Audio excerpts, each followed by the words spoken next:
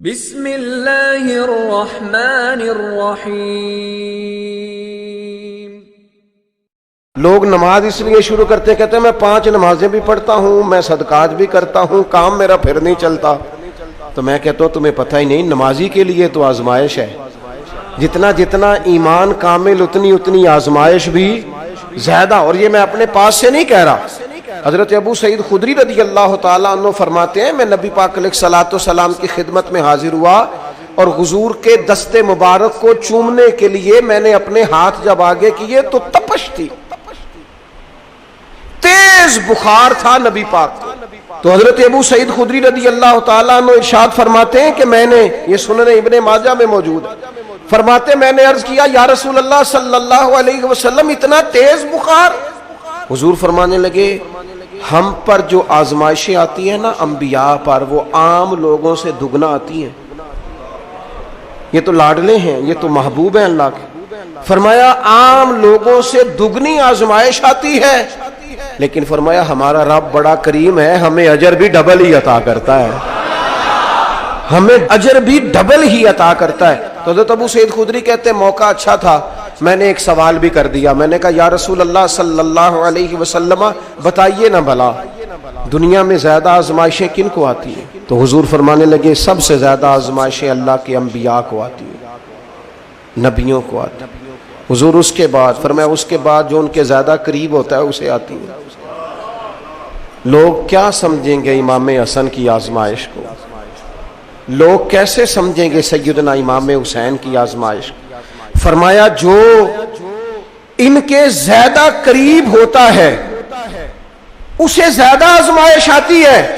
تو حضور کے سب سے قریب تو امام حسن ہے نا، امام حسین ہے نا، تو کیا سمجھتا ہے قربت بس نسبت کے اظہار کا نام ہے اور بڑے لطف کے ساتھ زندگی گزارنے کا نام ہے؟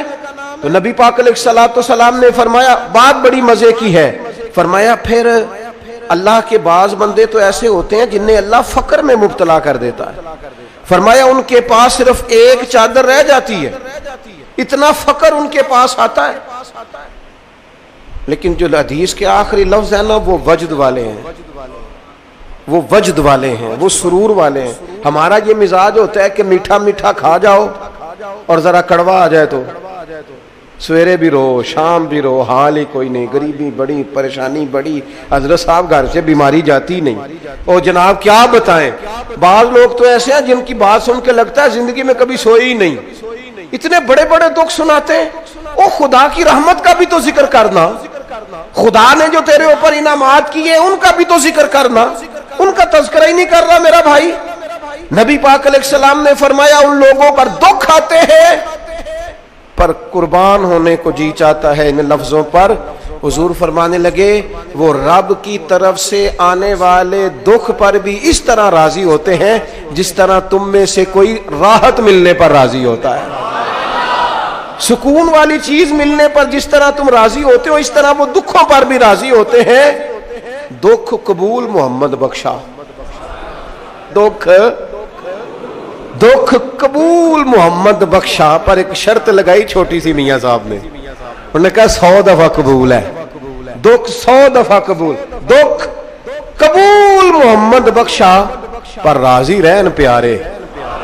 یہ شرط یہ ہے کہ تو راضی رہ، تو راضی رہ، دکھ قبول محمد بخشا، راضی رہن پیارے۔ اور حضرت سلطان صاحب کہنے لگے اساں کیتی ہے جان حوالے رب دے، ایسا عشق کمایا ہے اسی مرن تو پہلو ہی مر گیا، باہو تا مطلب نو پایا ہے۔